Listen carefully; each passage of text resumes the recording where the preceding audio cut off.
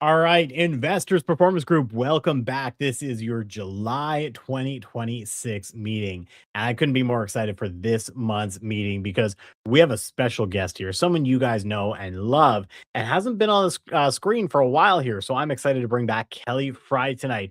As with usual, though, as we get started with our live stream, I want to know who is tuning in tonight. Drop your name and where you're tuning in from. And of course, throughout the entire presentation, I would love your guys' commentary, love your feedback. Let's make this as engaging and as, involved as we can so you guys get the most out of your live stream tonight. For those of you guys who are just tuning in for the very first time, this is your first IPG event. My name is Cameron Manning. I am the host of the Investors Performance Group meeting, and we are going to kick things off right now. Let's bring up my slides here, and we're going to do them in this fashion. Oh, sorry. Oh, that fashion there. There we go. All right, let's kick things off and get rocking and rolling here. First and foremost, we are the Kelly Fry team, and IPG is brought to you by the Kelly Fry team. We are a full service real estate investor focused team in the lower mainland and Fraser Valley. We are here to help service you guys in building your portfolios, building your wealth, and doing it the right way. From analyzing deals, showing you houses, to also having all the vendors that you guys need, from home inspectors to lawyers to accountants to all the professionals that will help you build your portfolio the right way out there. And tonight's agenda is going to be real nice and easy. It's going to be the deep dive on the market, and things are starting to change. So we're going to be kind of talking about what's going on and what you should be keeping an eye out as investors. Of course, we've brought back Tales from the Trenches. This is one of our most popular segments that we've had for years, and we haven't done it in a while. And well, truth be told, Kelly is always out there doing stuff, and she is always bringing us the goods when it comes to Tales from the Trenches. And you guys are going to be in for a wild ride, because this is not a Tales from the Trench where we've gotten past it and everything's done and it's a cool story.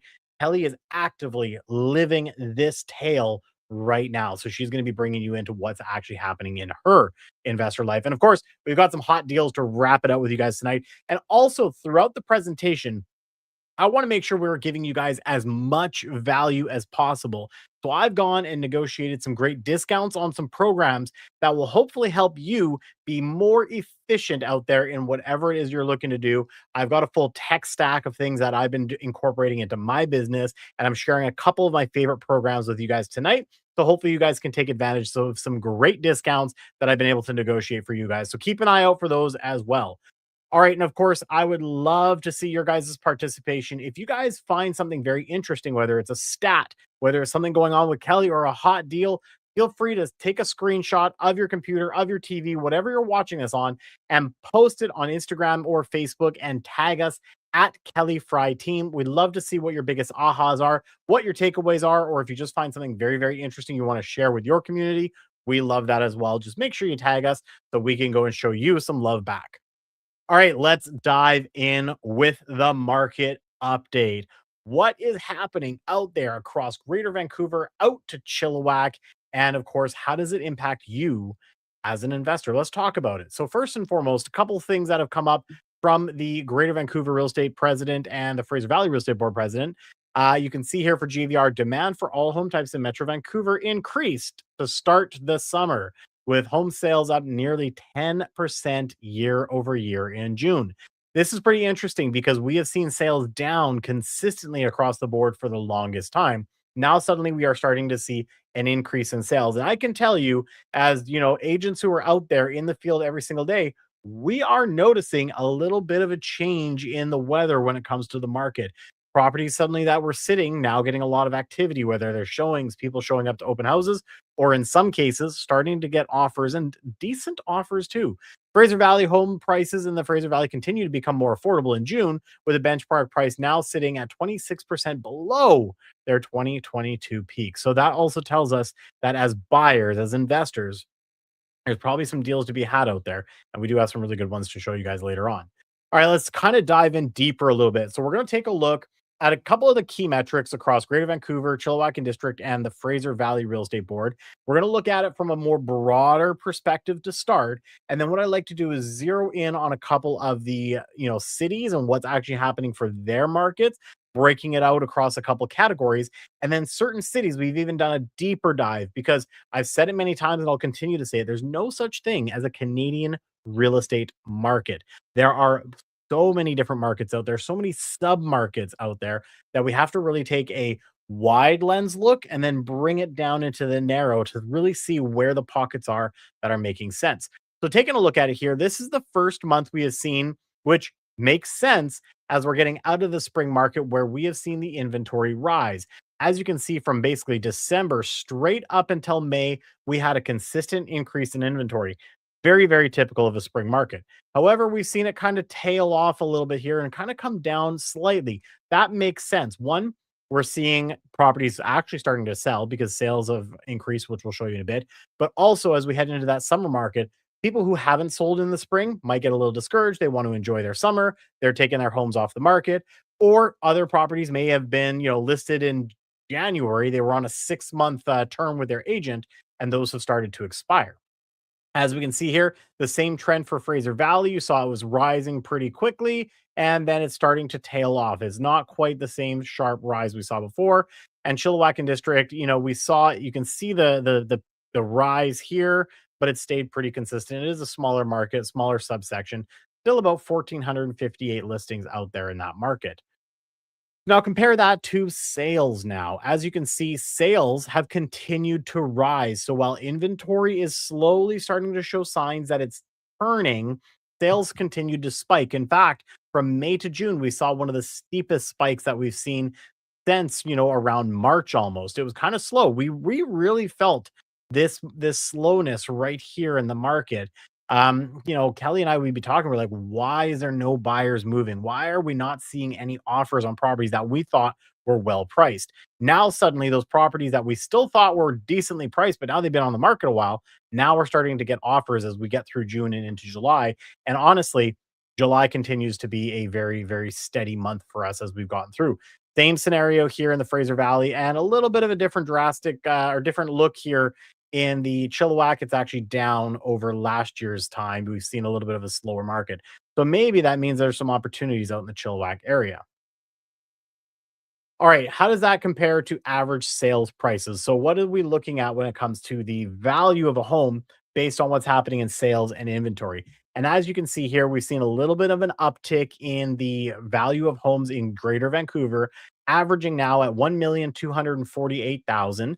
Still down compared to last year, but we see it starting to trend in a bit of an upward direction here. In the Fraser Valley, we saw things start to trend upwards, but now suddenly we have seen it take a bit of a dip. It is still down compared to last year's prices of 1,034,000 at 966. However, a big part of that is because we are seeing a lot of buyers get very, very bold with their offers, and the detached market is getting a lot of these low balls, which some of these sellers that are actually taking these are now driving some of those prices downwards. And then Chilliwack, same thing. They were on a bit of a rise back up. They were kind of steady throughout last end of last year. A little bit of a rise, a little bit of a drop here in the last part of the year. So things have kind of been fairly steady overall. They're still down very slightly over last year, just about $30,000. One of the other metrics that we like to use as well is the sales to active ratio. This is telling us whether we are in a seller's market, a balanced market, or a buyer's market. Now, traditionally, if you want to consider something a balanced market, you're going to be anywhere between 12 to 20%. And as you can see here, almost all of the markets that we're looking at today are sitting now in that balanced market. In fact, some of them were deep into what we would consider a buyer's market at the beginning of the year. And as we've seen those sales start to rise, we've pushed back into that balanced market, meaning it's not as favorable for buyers, but it's also not super favorable still for sellers, especially in the Fraser Valley, which is just bordering on that buyer's market. But it also means that we're not seeing it, being a bloodbath for one party or the other.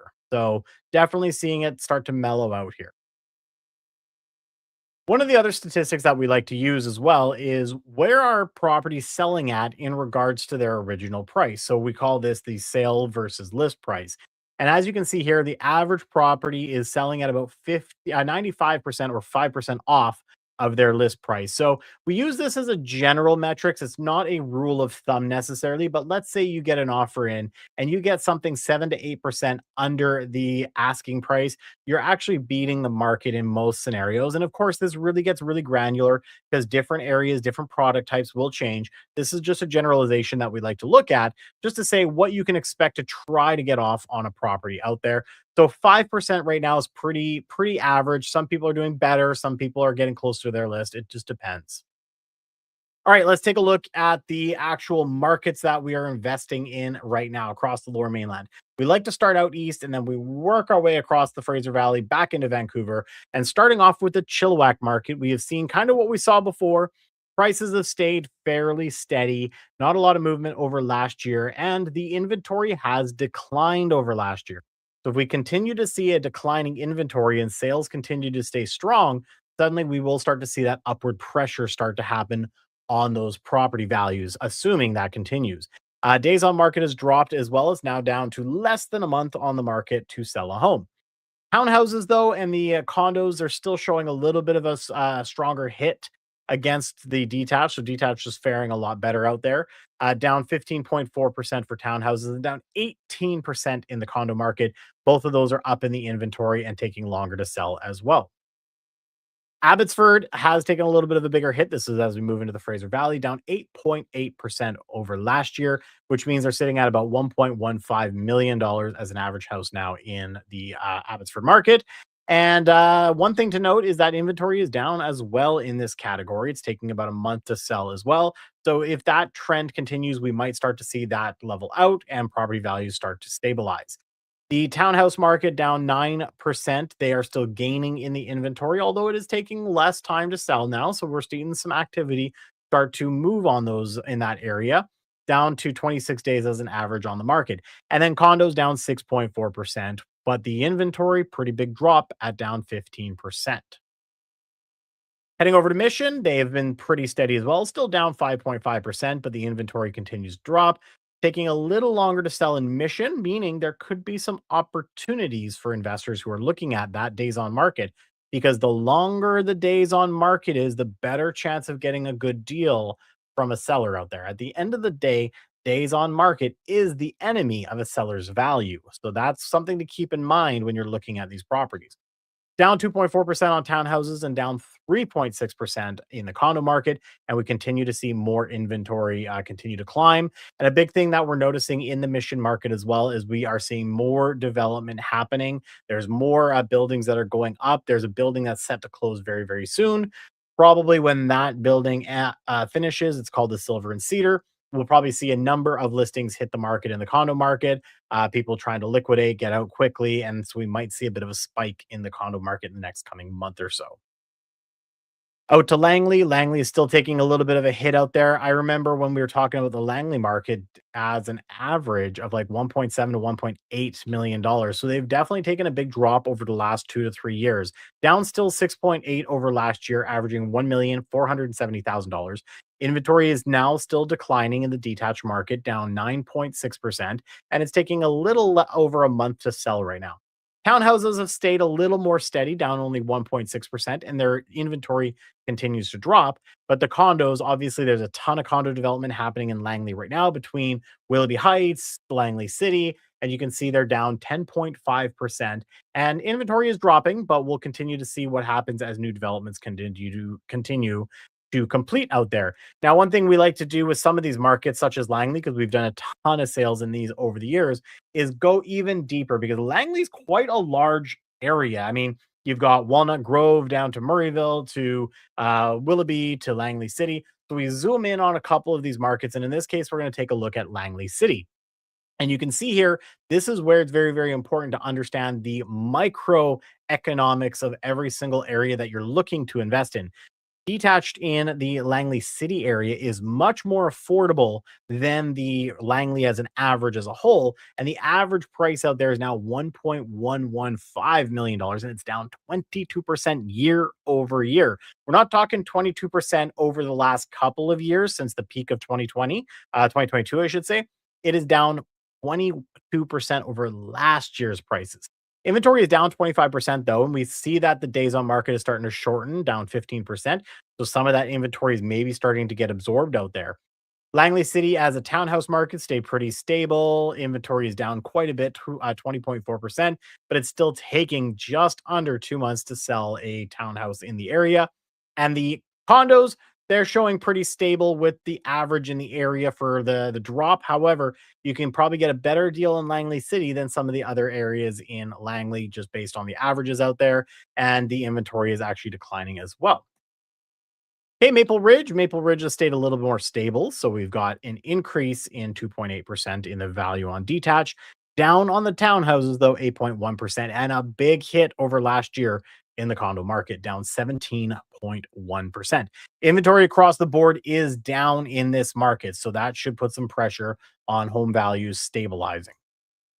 Zooming into the West Central area here, you can see that the detached is fairly similar. It's up 1.1%.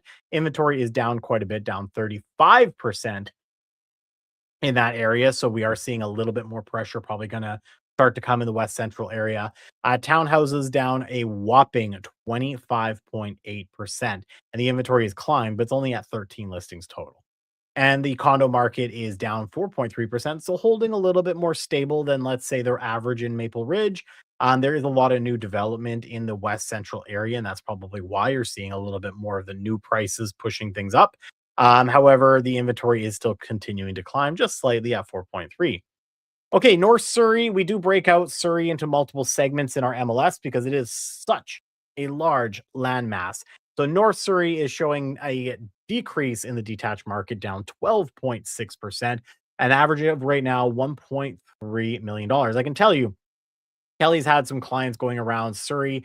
She is quite familiar with the Surrey market, and so she knows a lot of the inventory out there right now, just because she's had some buyers looking for quite some time.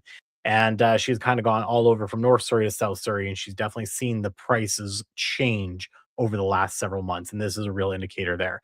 Inventory has declined though, but it is taking about 40 days right now to sell a house. Townhouses are down 9%, condos down 4.2%. Inventory dropped on both of those. When we take a look at North Surrey versus, let's say, Wally, here's a bit of an interesting stat. The Wally detached specifically has actually gone up 23% over last year, which is pretty interesting to see because that market was getting hammered pretty hard for a while there. But detached seems to be rebounding. And I think a large part of that is because there's a lack of inventory. There's only 93 houses for sale in that area compared to the 470 across the rest of North Surrey. Now, again, this is just North Surrey. We're not counting the rest of Surrey or South Surrey in this. They are separate segments in our MLS to analyze. The townhouse market down 6%, condos down 3.9%, but inventory has dropped across the board. And you can see condos has dropped quite a bit, 32 days to sell a condo now if it's well priced. Taking a look at the greater part of Surrey now, you can see that the detached has taken a 9.1% hit out there. Inventory is down 4.7% on townhouses and 15.2% overall on the condo market. Pretty crazy to think that an average condo now is only $450,000 in Surrey when we were seeing that you could barely get a one bedroom almost at that price point for a while there. So it's really showing you how much the values have come down over the last 3 years, creating an opportunity for the savvy buyer right now to go and lock down some great opportunities. Okay, moving over across the river, we look at Coquitlam. It's currently staying pretty stable on the detached market, still averaging $1.77 million, up 2.9%, and inventory continuing to decline. The townhouses are still holding on to that just slightly above $1 million right now, with but they are coming down 13.4% over last year. Inventory has dropped though, and condos down 6.1% as well, but inventory continues to climb in this market segment. So we might see some continued pressure in the condo market in and around the Coquitlam area. Port Coquitlam down across the board, 5.5% in detached, 6.4% in townhouses, and 11% in the condo market. However, detached is showing a decline in the total inventory, whereas the attached market, specifically in the townhouses, had the biggest jump in inventory. Over to New Westminster, we continue to see some pressure on the detached market there, averaging just under $1.5 million now for a detached house, which is down 8.5%. up on the townhouses and pretty stable over in the condos. You can see though inventory continuing to rise very slightly in the detached market there. So we'll see what happens there, but down quite a bit in the townhouses. So we've seen some increase in value due to the lack of inventory. And if that inventory continues to decline and sales continue to happen, we'll see maybe townhouses take a little bit of a rebound out there. Taking a look, Burnaby North. So this is your kind of low heat area to Brentwood, everywhere in between. So detached is under $2 million right now, down to 9.1%. Inventory is continuing to climb by 5%, 5.5% in that area, taking longer to sell. Townhouses down a whopping 12.1%, and condos not too far behind at down 11.9. However, with the condo market, we are down a decent chunk, 17% in the total inventory. And you can see here inventory on the townhouse is going up 33%. Zooming in though, this is where numbers can kind of get kind of crazy. Take a look at that year over year drop in the Brentwood market down to under 1.8 million, under 1.81789, but it's down 30.5% year over year. That's a heavy hit for any homeowner in that area. Probably a big part of that is due to the fact that the Burnaby North Brentwood area has a lot of really nice houses in that area, but a lot of people also were overinflating those prices due to development. A lot of development was happening, and a lot of prices had gone kind of real high for the fact that people were land assembling and building there. Now that developers aren't buying as much and we're not seeing a lot of those acquisitions, a lot of those prices are taking a much bigger hit than they were before. Inventory is pretty flat there, still only 20 listings on the market last month, and it's taking about 19 days to actually sell one that is well priced. No townhouses that came up for sale, so we are that sold, so we don't have any data there, but there is 14 listings on the market in that area, which is up 100%. So some big growth in that area. Condos down 13.4%. Again, there's a lot of condos in Brentwood, obviously a lot of towers in that area. And the inventory, though, has declined by 21.5%. Okay, lastly, Vancouver East, we're looking at a detached market that's rivaling that. Honestly, if you go back to Brentwood, Brentwood North is averaging around what Vancouver East is doing, down 8.2%. Townhouses are up a little bit in that area by about 6%, and condos holding pretty steady. Inventory is down in both the detached and the condo market, but up a bit, quite a bit in the townhouse market. All right, so that is your stats for the month. As you can see, what we are noticing is that we have tales of multiple markets out there. So whenever someone's asking me, well, how's the market right now? The number one thing I say is it is segmented. Some areas are really starting to show some signs of movement, while other ones are still being a little slow out there. Overall, though, we have definitely seen an increase in activity. The number one indicator for us to know that we are seeing an increase in activity is the amount of first time home buyers that are hitting the market. We have seen so many first time home buyers. Even our team has handled several first time home buyers in the last couple months. That to me is an indicator that we are getting some confidence back in the market.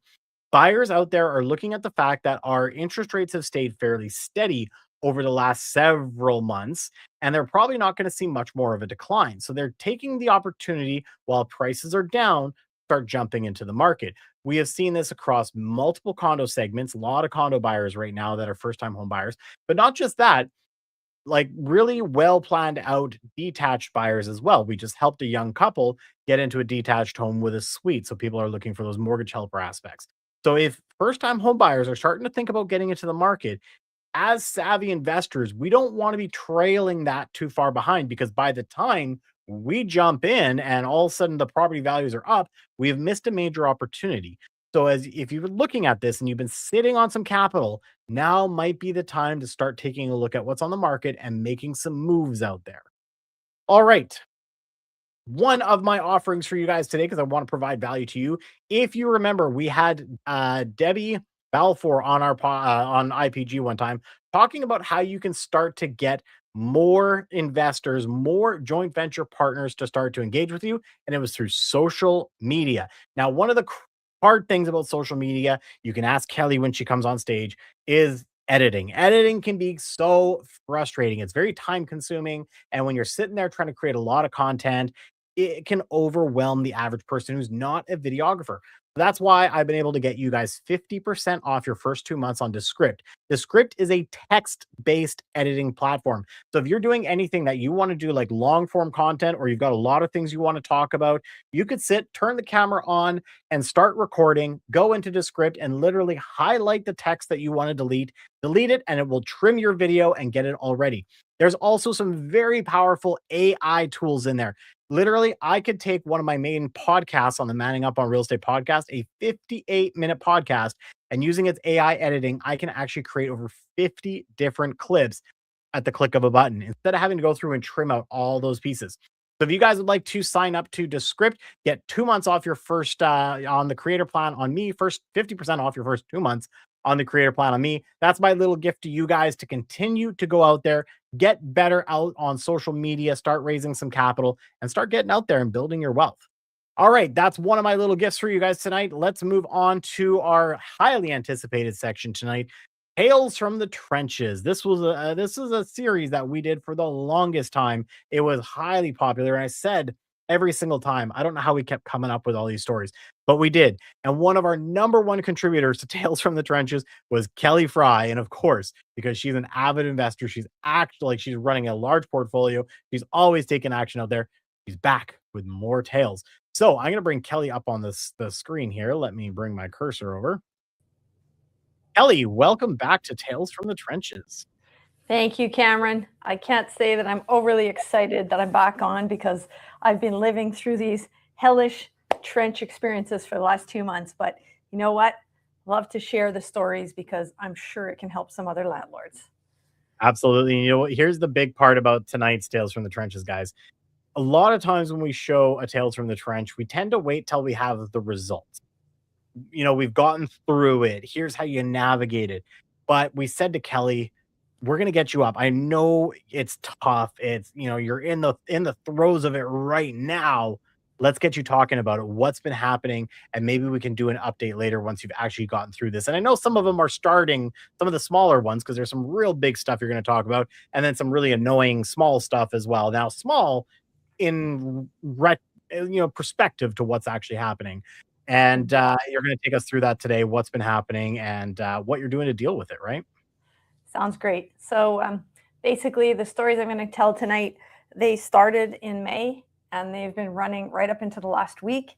And some of them have been resolved and some of them haven't. But I would say that I've been a landlord for about 25 years now. And this has definitely tested me, tested my patience, the depth of knowledge, and all of the above in the last 2 months. And so I wanted to start with talking about, now I just want to make sure I can move my slides. I want to start with Aristotle Onassis, and I'll explain why in a moment. He's famously said that if he lost everything and had to start from zero, he would go to where wealthy people gather to observe, learn, and build relationships. He believed in the power of proximity and perception, advising that to be successful, you must act big, think big, and talk big. He said, go where the money is, and he advocated spending time around successful individuals who expand your vision rather than limiting it. And he also said that if he were starting over again, he would take any little money he had and try and join the most expensive clubs to be around these kind of people. And I have to say that in 2002, I met an exceptional individual named Frederick. And it all started because I was taking some real estate investment classes from a no money down infomercial that I took. And they told us to go out and look for vendor financing. So I had the Maple Ridge News open and I was making calls asking sellers for seller financing. And I think it might have been my first or second call when Fred answered the phone. And he was running his own ads in the Maple Ridge News, not even with a realtor. And I asked him if he would carry financing. And he said, yes, sure. And so in my mind, I thought carrying financing would be a second mortgage. I had no idea that someone could own a whole building and own it all clear title, and they could carry the first mortgage like the bank. And that, in fact, turned out to be the case with him. And he was willing to lend me a mortgage and also extend the amortization because I ran my numbers and that's what worked best. And he also let me rent it out before I closed on the purchase. So that was the beginning of our relationship. And he's one of the wealthiest people I've ever met. And I had the opportunity for 22 years to learn from him, to be around him, to hear his thinking. He built a tremendous real estate empire. And I never realized then the power of being around someone like that. Now, growing up, I had a great family, but, they always said things like money doesn't grow on trees. And when I was around Fred, I always felt like money grew on trees everywhere. And I never experienced any scarcity. He was a man of abundance, and he faced many, many challenges. Over the years, I got to hear all the stories. Most of the time, he was involved in 3 or 4 lawsuits at a time. He had the best lawyers, and in many cases, he was the one who was actually in court going after someone else. So I started to understand that this was part of being a successful individual. This was part of being in business and being active. And he had many big things happen in his buildings, and he had situations where he had to pursue people that did things that weren't just, like cut the trees on his property. And he would win in court hundreds of thousands of dollars, and he would tell me these stories. And in one case, he was in court going after a tenant, and the tenant actually assaulted him and punched him in court. He was at the time in his 70s. And so then he went after the tenant with another claim for assault. It was just remarkable to see that despite his tremendous wealth, it didn't come easily, in the sense that he had to manage it. And he also had experienced, over the time that I knew him and before, 3 different con men that targeted him. So, he was always vigilant. But one thing that I learned from him was that he was always very, very calm, very calculated. Nothing fazed him. He didn't get agitated very easily. And so over the course of the last 2 months, unfortunately, we lost him in November. He passed away at the age of 94 last year. But I've sort of called upon the memories of him continually through these difficult times with these property challenges, and thought, what would Fred tell me to do? What would Fred do? We'll solve this next challenge. And so I wanted to show you a picture. There's Fred and his wife, Katerina. And, I've gotten to know Katerina very well in the last few years when Fred became ill, and she's been a mentor to me as well. Now, Fred, unfortunately, he handled most of their real estate holdings. And when he got sick, many of the burdens of their properties and the taxation and the accountants and the lawyers and everything fell upon her. So she's, definitely had to learn many, many things in the last few years as well. But this is in the parking lot of our lawyer's office, and I had them come out to use my lawyer. They sold a building. Now, Fred had bought it in the early 80s for about $725,000, and it was a 61-unit building in Nelson. And he had me sell the property for him, and we sold it for just over $6.9 million. And that's one of the many lessons that I learned from Fred, was to hold on to real estate for over 40 years. And you can't possibly imagine what the returns will look like. You could never save your way to that kind of wealth. So the first crisis started to erupt on this particular building, which is an apartment building that I own in Abbotsford on Switzer Avenue. And on May 21st, it all started with a text message in the morning. And the text message said, "Bit of a problem at Bonnie Lee." And Bonnie Lee is the name for this building. And it was 8:11 in the morning. And then these photos followed.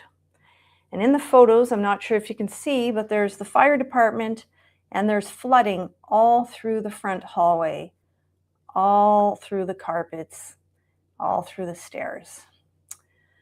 And, being a realtor, continually busy every single day with client needs, a large portfolio of listings, this was the last thing I wanted to think about or deal with. So I just couldn't really respond, because I was thinking, what am I going to do? And so fortunately, the person that sent me the text was my handyman's wife. The two of them are very great at helping with many of our properties, and doing a lot of the construction, the maintenance, cleaning sometimes. And so they happened to live in Abbotsford.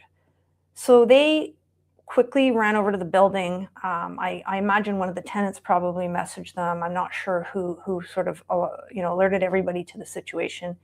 And then the property manager raced over as well from Surrey right away. And so I knew with any insurance type of issue, the first step is to let the insurance broker know right away, because there's going to be a claim that's going to be opened, and then there's going to be an insurance adjuster involved. And so I thought, okay, I can't deal with this right now. I probably had appointments with clients. And so I said to the property manager, I need you to talk to my insurance broker. I connected them. And so they started the process and the ball rolling to deal with the situation. But also the handyman couple and the property manager, they did a lot of work at the beginning in those first few days, trying to mitigate the water damage, get rid of the water, get rid of the items that needed to be pulled out before all of the restoration started. And so it started a series of events that led to having the insurance adjusters involved right away. And then there was this sudden push for on-site restoration who was called in. Now, the way it works with on-site restoration, by the way, before I get into that, this is the beauty of the actual apartment building. When we acquired the building in 2018, it was during the time when the rent eviction rules were just about to change. And we had a window where we were able to evict all the tenants and then do a full redo on the building. And at the time, my friend, who was a designer, was instrumental in selecting the flooring, the backsplashes, the cabinets, all of that. And so these photos basically show a show suite that we had, but also what I would be turning into an Airbnb that ran for probably 4 years before the government ban came into play. And it was quite a successful one. Abbotsford was very popular because of the airport being there, the concerts being held there, very central location. And so it's a two-bedroom, this is a two-bedroom unit. And this is what our units looked like in the building. Now, On-Site was very quick to start pressuring me to sign a contract. And I don't particularly like being pressured. And as I read through the contract, I was filled with fear. There were too many gaping holes in this contract and potential liability for me beyond the scope of the insurance. And so I stalled for a few days. Pressure was mounting, and I ultimately called my insurance broker, who I trust.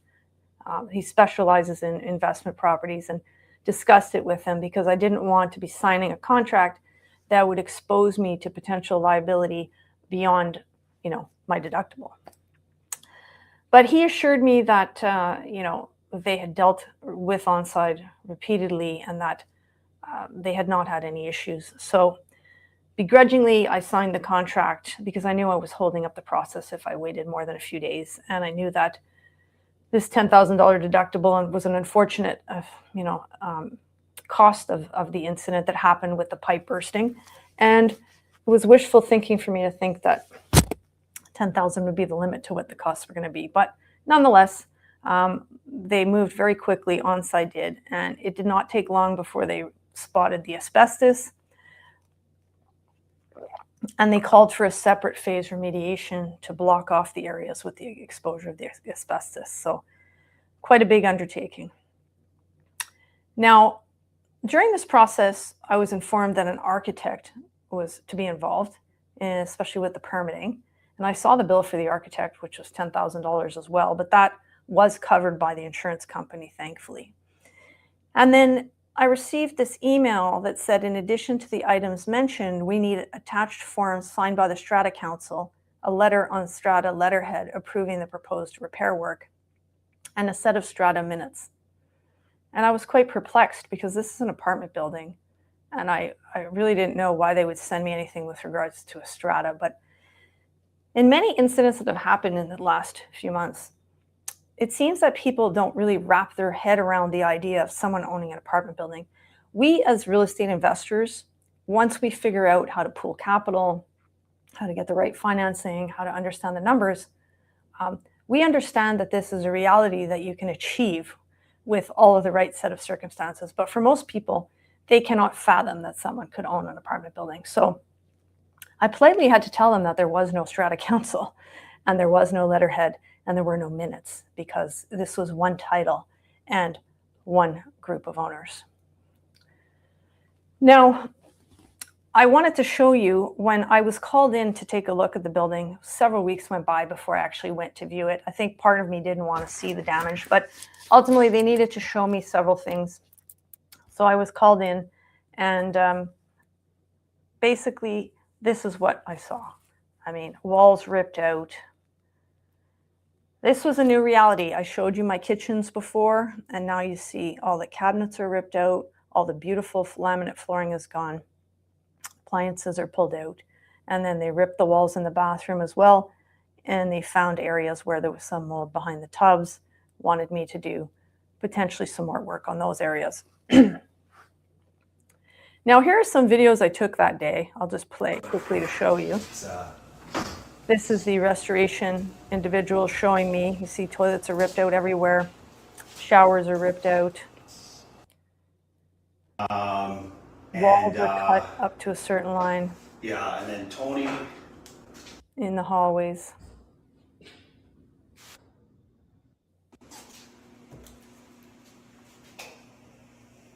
It's just nothing like it looked like before. So there were 4 apartments that were affected, as well as the common areas. This resulted in immediate vacancies. We had 4 vacancies immediately. But thankfully, my insurance coverage was such that there was a lost rental income coverage for these units. And I, in fact, received a check very quickly in July for the month of July, and I suspect I will for August as well. And I'm counting on my property manager to be able to refill these fairly quickly once they're ready. Now, the initial quote was $175,000 for the work involved, but it did not take long for it to balloon up to $250,000 by the time they called me in to show me the issues involved. Now, there's been on-site security this whole time, because when they had to cut all the fire-rated drywall out, that meant that it became a fire hazard. And I have experienced that with another building when we had renovations and we were stuck paying for security for months, and it's very, very costly. So I've been told that we have 2 more weeks of security, and after that, the project is close to being wrapped up in terms of what is being covered by on-site restoration. Okay, so this is an updated video, just walkthrough of pre-existing conditions that are going to impede in our architectural sign-off. I'm currently in unit 106, so I'm going to explain details regarding plumbing, shut-off, different separation assemblies that need to be corrected before the insulation can be put back in the common walls. Which will then allow us to get the sign off by the architect, Tony Osborne, and then board up the separation walls and separation assemblies, which would then allow us to remove site security. So we're in the bathroom here. The bathroom has plumbing lines that are not secure to anything. Way too close to the edge of the stud, which will need metal plates or to be re-diverted. We've got water shutoffs in the wall that will not be allowed.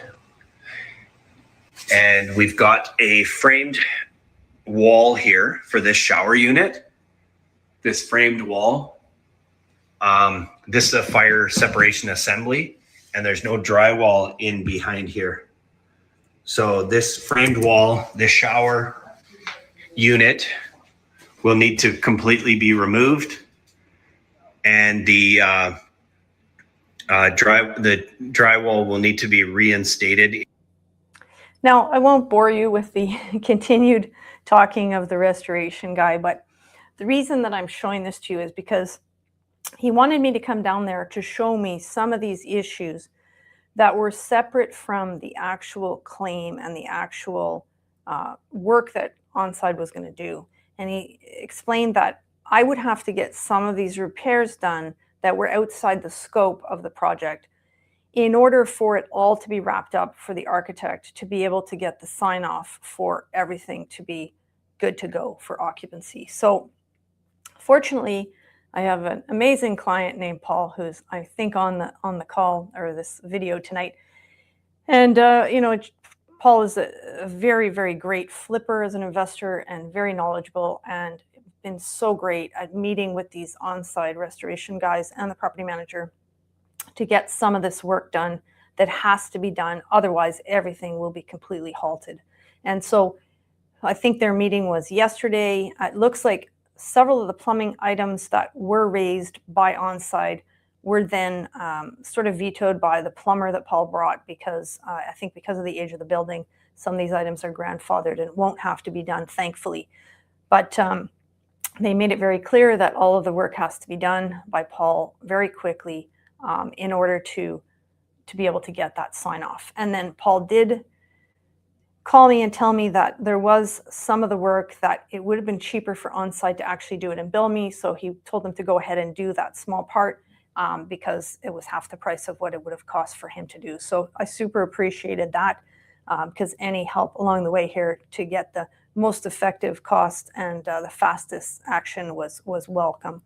In light of the fact that my training is as an accountant, I work as a realtor, construction is something that I learn about all the time, but definitely not something that I have any kind of specialty in, and rely heavily on the experts for this. So let's fast forward to my next crisis. So the one I just showed you is still underway, but it seems to be managed chaos at the moment, and it seems to be coming to the finish line, and I'm hopeful that it will be a good end result. I do have another mentor who is the actual former owner of the building, who owned an apartment building that had a fire and it had to be fully restored. And when that restoration happened, he ultimately ended up being able to sell the building for double the price because of the fact that it was like a brand new building. So sometimes these things happen, and there's a consequence that's a positive one that comes at the end. Now, with this particular building, when I first got involved in it, it was my first apartment building in 2016. I purchased it with 3 partners. And now we're down to 2 partners. And I think in trying to deal with this problem of the collapsed pipes, the one thing that I appreciated, because in the first building in Abbotsford, I am the majority owner at this point. I've bought out most of the partners. One of the things that I found quite lonely when I left the building and met with the insurance company is that when you don't have joint venture partners to rely on or bounce ideas off of, you sort of second guess your decisions. And it's kind of nice to have a partner to try and figure the solutions out with. And so with this particular building, with this collapsed pipe problem, what happened was about 2 years ago, my property manager brought to my attention that we likely had collapsed pipes under the apartment building. And he sent me a quote for what I believed was dealing with the pipes and the repaving of the parking lot. And it looked like it was going to be about $50,000. And so at the time, we didn't have the cash reserves or the knowledge to handle this problem. And he had ordered a video camera of through the piping. And when the camera was going through the pipes, it hit sort of footage that was blocked, and they couldn't really tell, but they figured that there was collapsed pipes. Now, with every heavy rainfall, we need to send our handyman team, the same ones that cleared out Abbotsford, to sandbag the parking lot, because there are apartments on the ground level and the water was backing up and could easily go into the building and the apartments, but also could hit the boiler room. And so the short-term solution, the Band-Aid solution that we operated with, was this sandbagging system, but I knew it was a short-term solution. And so the property manager has been after me to deal with it. And so my other partner, who remains with me, we had a conversation and decided we needed to deal with it. We would pick a day, we would go out there, we would meet the property manager. And she was willing to help because she knows I'm very busy. So she arranged for 3 sets of contractors to meet us.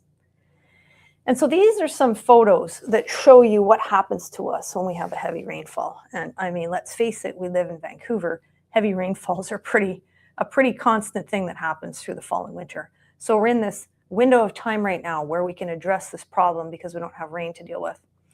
So there's a few problems here. The water is not draining through 2 big catch basins that are in the parking lot. And The second problem is that our garbage cans are at the back of the lot, and the garbage trucks are driving on the pavement, and the pavement is actually collapsing and it's crooked and it needs to be redone. But the bigger problem is actually the pipes. And so it's kind of a secondary problem to the cosmetic issue with the pavement.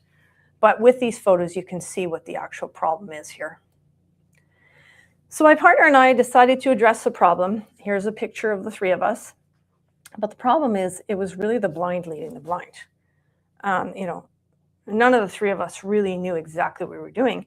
And we ended up having 3 appointments, but only 2 of the contractors showed up. And we got more and more confused between the 2 appointments, because what started to come to light was that these contractors were paving contractors.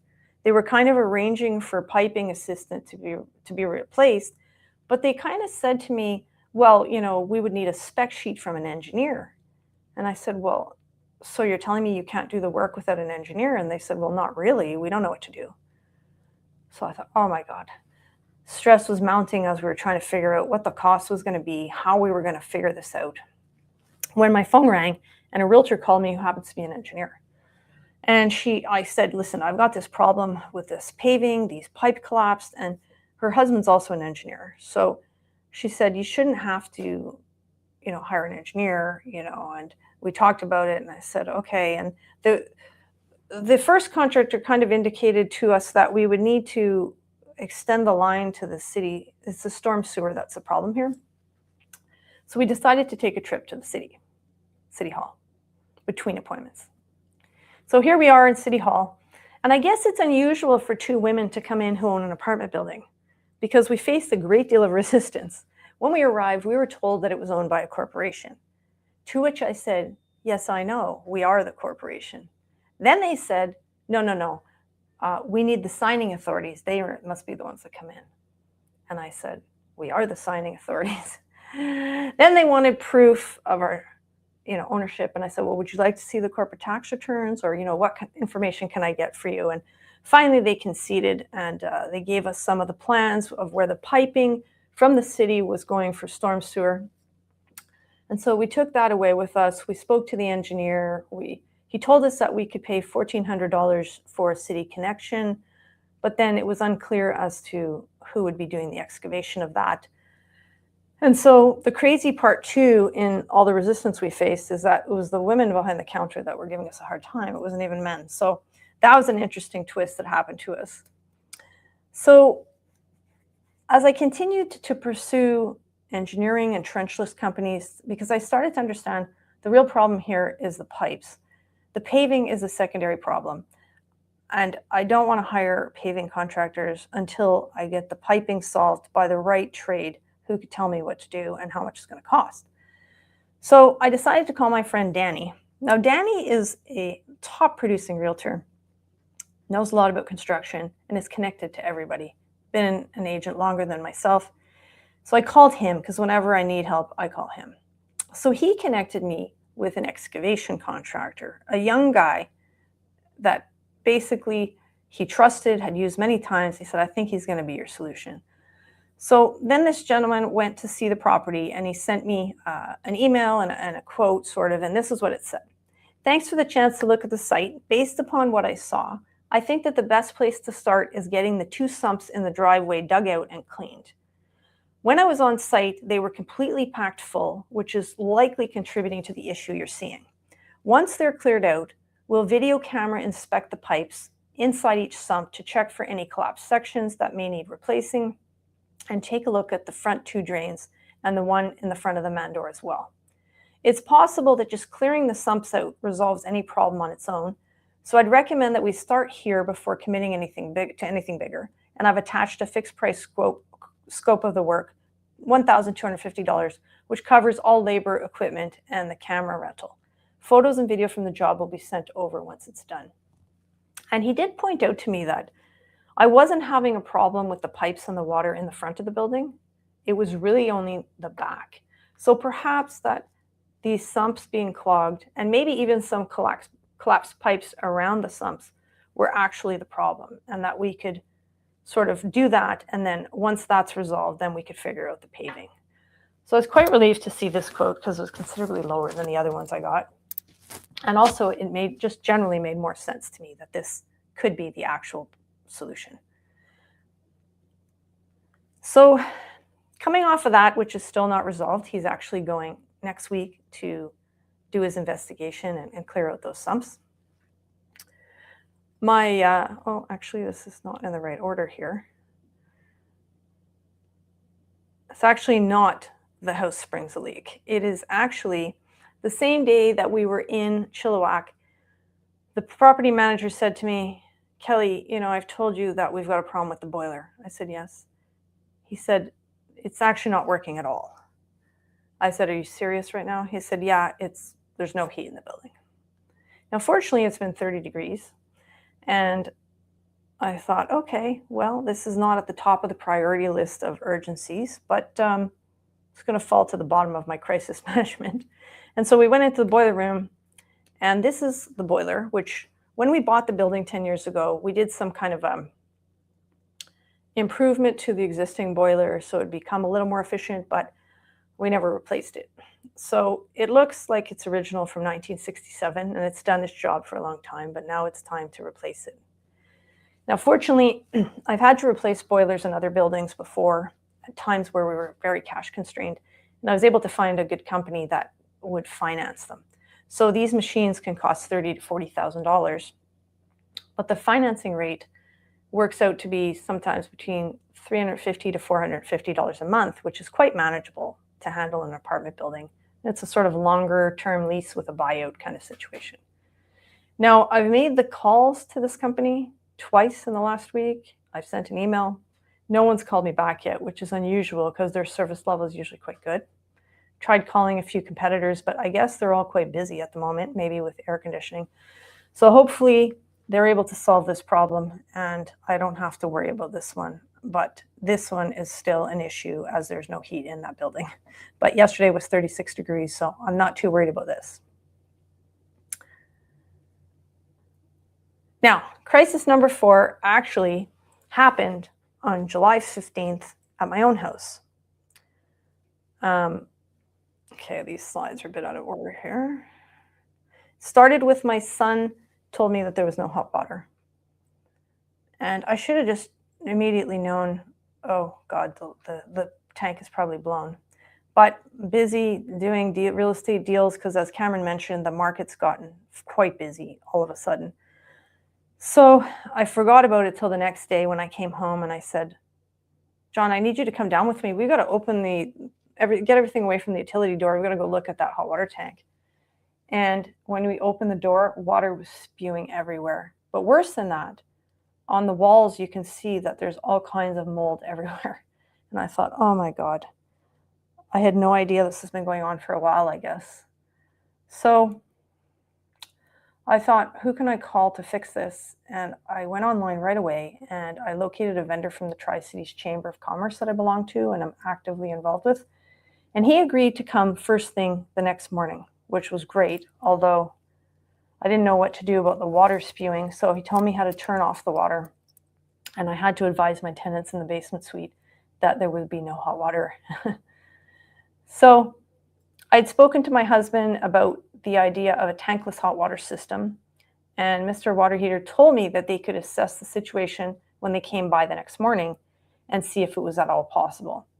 In the interim, they offered me a temporary new tank option. And I thought, okay, well, how much is that going to cost? And they said, no, we don't charge. It's just that we need to assess the venting situation to see if we can actually install a tankless system in your setup. So I said, okay. I said, while you're at it, I'd like a 50-gallon tank because the 40 is not cutting it with my suite, which has 3 bedrooms in it. So I think I have a little video here.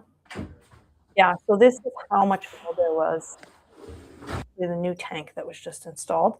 And then yesterday, they actually installed the tankless system.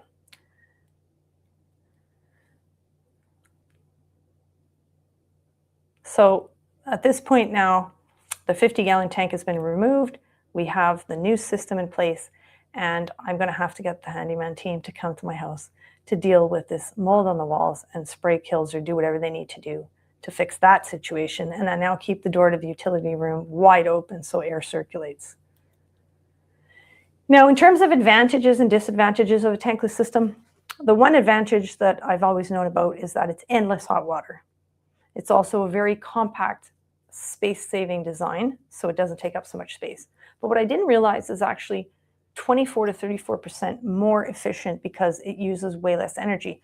A traditional hot water tank is always storing the hot water and keeping it hot. A tankless system lasts 15 years, and there's a reduced risk of water damage because they don't blow in the same way. In terms of disadvantages, well, they cost about triple the cost of a regular tank. And there are flow rate limits, which means, if you're simultaneously using a dishwasher and a shower and having all these things going on at the same time, it might have a bit of a flow issue. Cold water sandwich effect means there might be a few seconds where there's some water rushing through that's cooler or slightly delayed. And then if you're in a colder climate, it's a bit more challenging for these systems, or if there's very, very hard water that has chemicals in that, it's a bit more challenging, but we don't have those concerns. So happy with the new system, even though it was an unfortunate turn of events with the mold.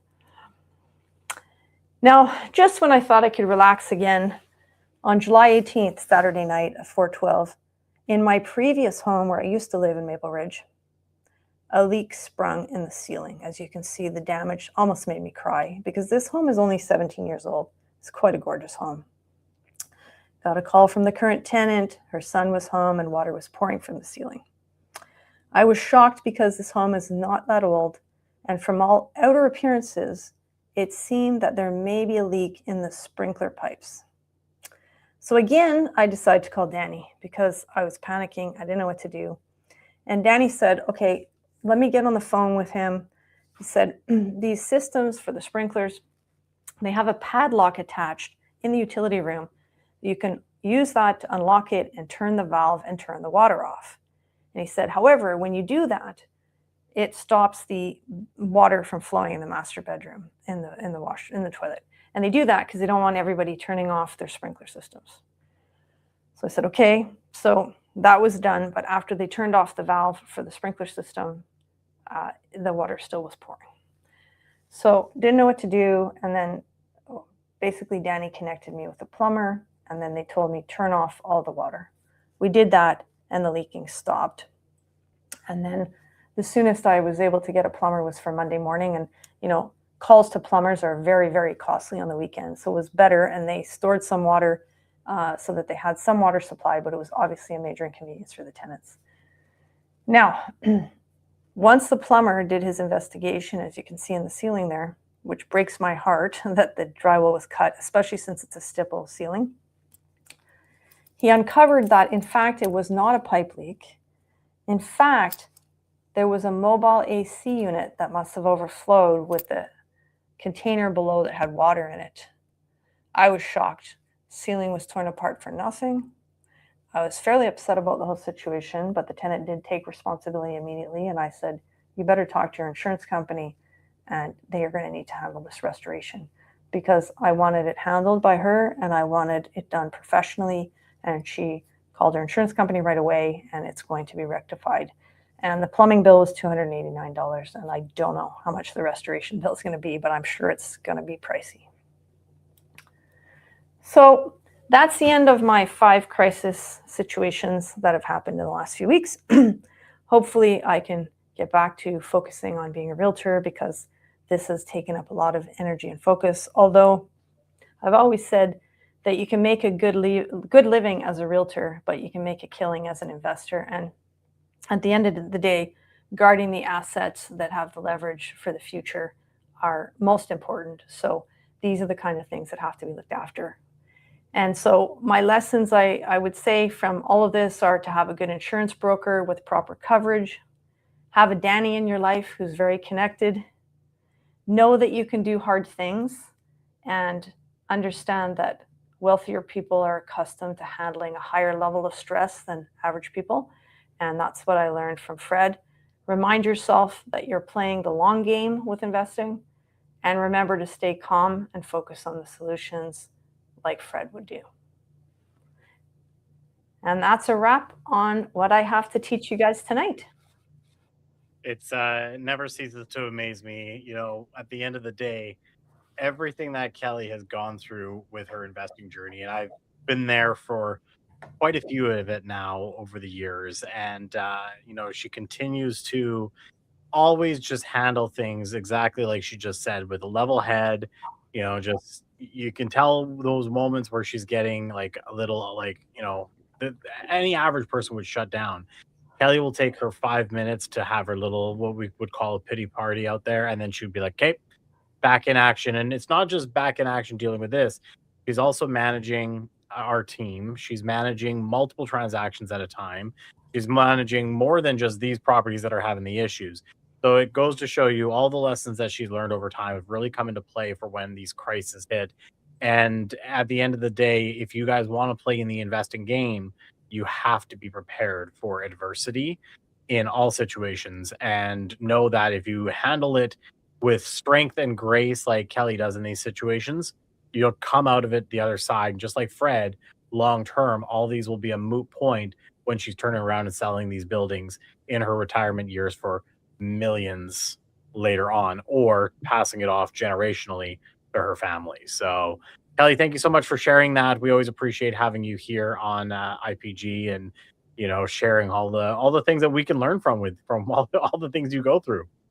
Yeah, and they don't teach these things in school, right? And only 4% of the population owns more than one property, and only 1% of the population owns more than 3 properties. So, you have to learn these things from people who are doing it, and be around them and understand that these are the challenges that you're going to face. I mean, my father's a great father, but he's a basket case. I mean, any small thing derails him.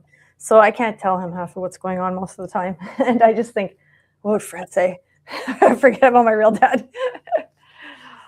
It's the classic, rich dad, poor dad scenario, right? Completely that, yes. It helped her to be able to understand this and navigate it. So, Kelly, I appreciate you so much. Thank you for tuning in tonight. We're going to keep the ball rolling so we can get everyone on with their night here.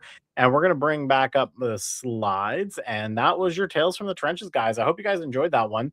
It's been a while since we've done Tales from the Trenches. And hopefully we'll have more tales. Hopefully not for certain reasons, but hopefully for your sakes, because they're always entertaining and good lessons to be learned.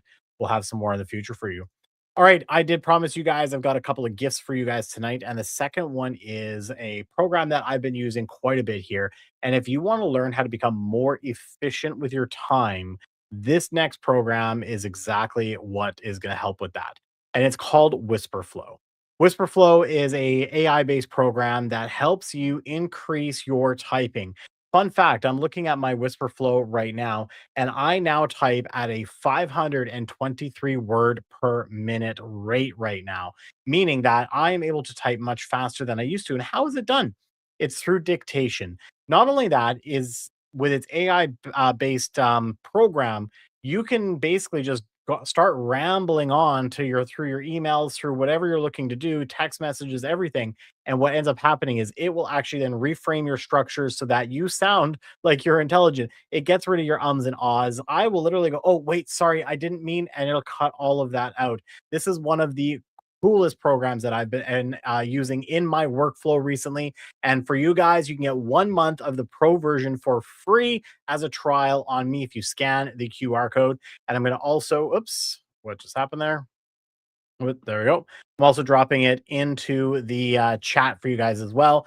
Check it out. 1 month of WhisperFlow on me for you guys to try out.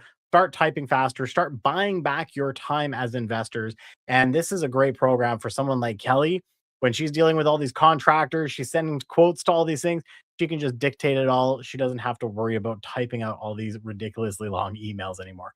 That's one more of the gifts for you guys tonight. And let's move into our hot deals of the month. And we've been talking about this quite a bit, that there's cash flow back in our real estate market. And every single month I go in and I look, and the deals are incredible out there from what you're getting price wise versus what you're actually able to start cash flowing. For a while there, we were having to look at properties by putting 25% down to make them cash flow. The 20% down deals are back in our market. Before we get into some of the cash flowing deals, I did want to highlight this one here. We have a very distressed seller that absolutely needs out. This is a property that is closing very, very soon. They actually just did their deficiency walkthrough yesterday on this property. This is a 1 bedroom, 1 bath unit in the Silver and Cedar. Actually, I'm going to bring Kelly up back on stage because she was at the site for this. Kelly, tell me. Oh, she's got to get her microphone back there. Kelly, tell me a little bit about what you experienced when you went to the building on this one. Well, I have to say that I really had a soft spot for this building. I've been selling in Mission for a long time. I actually own a condo not too far away from the same developer built a building.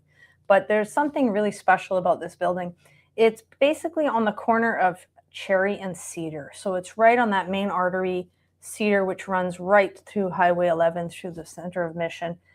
There's a school across the street. It was a super hot day when I was there for the deficiency walkthrough, and the units have air conditioning, so that was so fantastic. This particular unit also has a storage locker and parking, of course, and the finishings are beautiful. It's a top floor unit. It's great for a single professional, and it's similar to the one that I purchased on the second floor of another building. And I've had several professional females who have been my tenants. They're phenomenal tenants. I imagine that it would be fairly easy to get 1,600 or 1,650. I'm not sure what you put the numbers in at, but definitely incredible value on this particular purchase. And they've done something interesting in this building. They've got a whole commercial daycare coming in downstairs, which makes absolute sense with the school being across the street on Cherry. And it also has the gym all set up. Now, I've never seen this before in a condo building where normally it can take a year for the gym to be set up. It's a beautiful gym. It's even got a fridge in it, which I thought was great for smoothies. And it's all ready to go.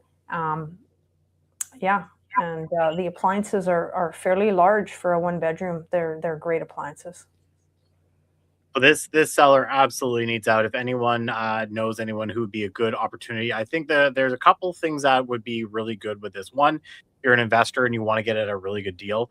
She's asking $300,000 for this right now. She paid, well, the contract price on this is 404, and she put $40,000 down on this. So she is walking away, not just walking away, she's injecting a lot of money to walk away from this contract. So you're getting it at a steal of a deal. Also, I think this one's a really spectacular unit. If you know anyone who's a young first-time home buyer, we had some of our guest speakers on one of our past IPG talking about some strategies with this exact style of unit that they've helped a lot of first-time home buyers get a lot of rebates, a lot of money back in their pocket through GST rebates, obviously the no property transfer tax. And there's a few other strategies that a first-time home buyer can look at that actually gets them into a property like this in a very affordable way, gets them into the market, and they start building their own equity right out of the gate. And of course, taking advantage of multiple programs out there that put money back in their pocket. So if you guys also, Cameron, I was just going to point out a few things. I paid $360 for my unit, which this one is better. And what's neat about this building too is it's got visitor parking on the ground level entrance, that level, but then the parking for the residents is below, underground. Yeah. Awesome. So if you guys know anyone, please reach out to Kelly or I as soon as possible. This one is closing very, very soon. And unfortunately, this purchaser is not able to close. So we are trying to find a way to help them out of that one. All right, we're going to take a look at some other really good deals that are out there on the market as well. This one is out in Mission, British Columbia as well. This is 32133 Cottonwood Terrace. This is a 5-bedroom, 3-bath house. Looks like your standard kind of BC box style. It's got 2 suites, 3 up, 2 down. I estimated based on the renovations, you probably get around $2,600, give or take. I'm trying to be conservative. I saw some as high as like 27, 28, and then I saw a couple as low as like 25.50, but they were a little run down. So I'm still trying to be conservative at 2,600, and the 2-bedroom at 1,500. It's a 2,400 square foot house, 7,500 square foot standard lot built in 1971. As you can see in the photos below, the upstairs has been fully renovated, so it's in great condition. It's owner occupied and vacant downstairs right now. So you guys have the opportunity to walk in and start getting market rent right out of the gate. The current listing price is $819,000. I factored my numbers at 800, assuming you did some negotiations, got 20 grand off. You might even do better than that because it's currently 30 plus days on the market right now.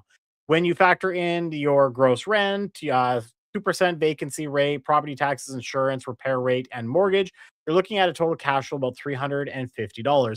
That's assuming a 20% down, closing costs equaling about $177,000, and running it at a 4.14% interest rate for 30 years.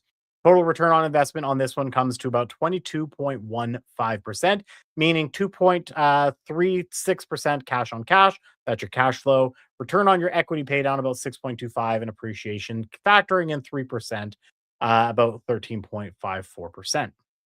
That's a great one out there. This is obviously running it self-managed. If you do a manager, it would be about break even, or you could put a little more down to offset that as well. Really spectacular deal for a standard, great suited house rental. Now, here's another one that was super exciting for me to see as I was looking for some hot deals for you guys. I always love seeing properties that add a third additional revenue source, especially when it's a legal one, because you don't have to worry about any issues with the cities. Ask me the issue I had with Mission one time. This one's out in Chilliwack. This is 46591 Portage Avenue in Chilliwack. It's a 6-bedroom, 4-bath house with 3 suites, 3 bedrooms up, estimating around $2,500. Again, fully renovated. Like, they did this one to the nines. They renovated this for themselves because the owners live upstairs and they did a great job.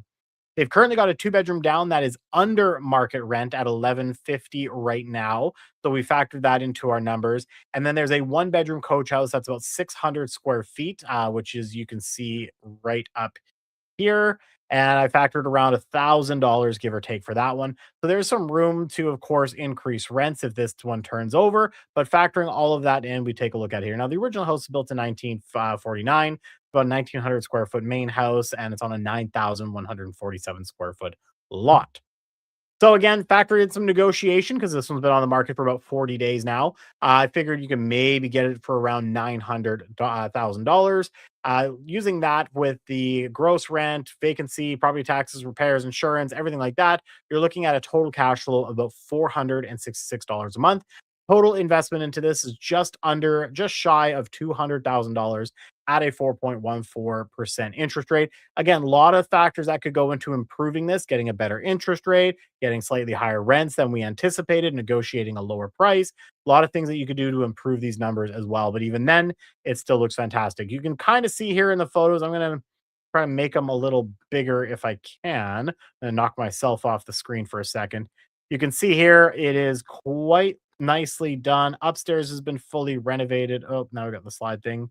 You've got beautiful bathroom with floating vanities. You can see that's the downstairs kitchen there, and then a fully brand new looking suite in the coach house there. So great property, great opportunity.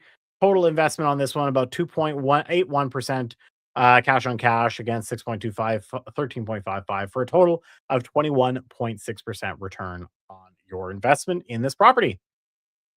All right, guys, that is going to start wrapping it up here for me tonight, for Kelly and I. So, of course, we'd love for you guys to follow us on our social media. We're at Kelly Fry Team everywhere on social media. Check us out, follow us. I got to say, I hope you guys have been enjoying some of those goofy reels out there that our marketing team has made Kelly and I and our whole team do.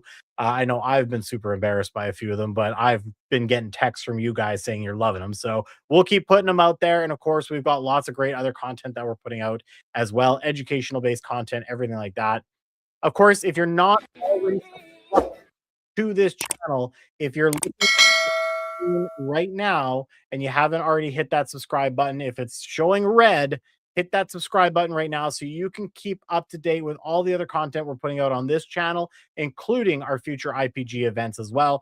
And of course, hit that bell icon to be notified anytime we do post on this channel. And of course, there's the Manning Up on Real Estate podcast. I have got to tell you, the conversation, the most recent interview that I had on this podcast was so high level from a mindset perspective, guys. Like, we have had some incredible mindset speakers in the past, but this guy just gets me jacked up every time I listen to him. I've listened to this podcast now 4 times, and that doesn't include me editing it. I've re-listened to it because I have been loving it. If you're in business, if you're an investor, you're a broker, you're a realtor listening to this, or anyone in general who needs a boost in their mindset, go and check this one out. You can see by the thumbnail how tough this guy is. Windshield to Iron Man 28 days later. This is Paul Dominich. He's a real estate agent out of Destin, Florida. And this was probably one of my favorite interviews that I did on my podcast. I have had some amazing guests, but the energy that this gentleman just brings. Actually, I'm going to bring Kelly back up on the stage here. Kelly, grab your mic. I'm making her scramble here. Kelly, I know you've been coaching along with me, obviously, with Paulie. We've known Paulie for a couple of years. Why should someone tune into Paulie? Oh, we don't have volume from Kelly. 1 second. There we go. Kelly, down at the bottom of your screen there, you'll see that you need to unmute yourself. If you're looking at the screen where I'm at, you'll see down at the bottom, you'll see your little figure. It says unmute next to your face. There you go. Yeah. There you go. I mean, Paulie, unbelievable. His level of energy and just his communication skills. We are part of a mindset group every Monday morning at 8 a.m. He's on Pacific time, and it sets our week up with our mindset just listening to him. It's 20 minutes of just supercharged, unbelievable energy that shakes up any negative thoughts and gets us fighting forward for the week. Yeah, absolutely. So check out that podcast. It's on YouTube just look up Manning Up on Real Estate, or you can listen to the podcast on Spotify, Apple, everywhere else that you listen to your podcast. Of course, we had a great interview with Scott Tolar as well. So check out the Manning Up on Real Estate and help me out. Help me out by hitting subscribe, because I'm trying to grow that channel as well. Again, you can listen to it wherever you listen to your podcasts. All right, lastly, I would love for you guys to join our online community on Facebook. This is an opportunity for you guys to keep up to date with what we're doing with IPG, posting any deals that you guys have. I really want to get more engagement in the community. So if you guys would love to have you there, post away, post articles that you think are relevant to investors, post deals that you guys have. If you're looking for money, let's try to support each other as a community here in the British Columbia area. And of course, our next month meeting is going to be live streaming here on August 13th. So make sure you guys check it out. And of course, thank you guys so much for joining us. And one final gift for you guys, if you guys would like it, I've got my entire tech stack available in a PDF format with all the links for all the different tech that we are using to run our business right now. There's 20 different tools. Out of that 20 different tools, I've negotiated multiple different discounts for you on some of the tools. If you guys want to see what we are using to run our business, then hit me up in the comments afterwards, or shoot me an email, Cameron@kellyfryteam.com, and I will send you a copy of the PDF of my tech stack. Again, there's more than 20 different programs that we are using to run a highly efficient online team. And I would love to be able to help you guys out be more efficient out there. Again, thank you so much. Wendell says, nice job staying calm. Number 5, tough times don't last. Tough people do. Absolutely. And Kelly is one tough cookie out there. So guys, thank you so much for tuning in tonight. I hope you guys all have a fantastic week. And one more thing, actually, I'm just going to say this now. Mark your calendars for August 30th. If you're a client of ours, you're a current client, past client, recurring client, or someone who wants to be a client of ours, we're going to be throwing a party, our end of summer party that we do annually. We are changing the location this year, but August 30th, in the afternoon, we are going to be hanging out at Tap and Barrel in Brentwood Town Center. I don't know if they call it Town Center anymore, but the Brentwood Mall, Tap and Barrel. Information is going to be coming soon. I don't know if I'm allowed to say this, but I'm saying it anyways. Come and join us August 30th. Mark it on your calendar, and we'll start sending out details of that right away. Have a great night, guys. Thank you so much for tuning in, and we'll catch you guys on the next one.